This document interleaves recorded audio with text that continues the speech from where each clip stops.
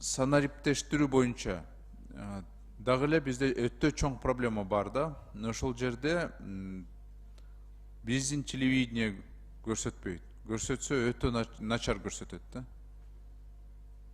Даже керек болсо уюлдук телефон кармабайт. Туурабы, андай проблема бар да. Вот ошону чечиш керек да.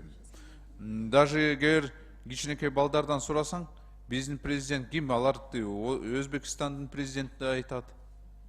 Тажикстандын президентинин атында айтат. Мына карабайсызбы? Ошол жерден дагы проблема бар.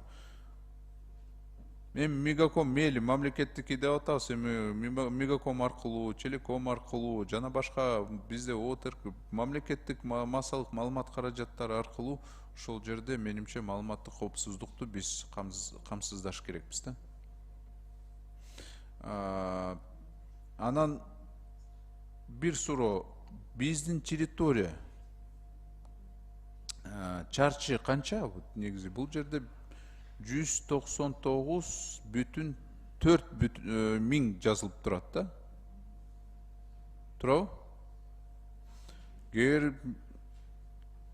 Географиялык ошол учебниктерди ачсаң 198,5 миң жазылып турат.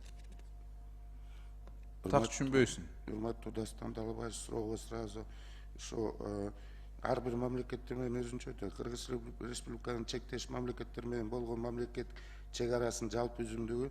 Жок. Мен аны сураган жокмун. Мен азыр толук жалпысынан сурап атам. Жалпы биздин территориябыз.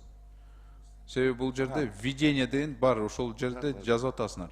Бизде 1990,4 миң, туурабы? Google'ду ачсаңар, ошол жерде 1990,9 жазылып турат. География учебникти ачсаңар 198,5 жазылып турат.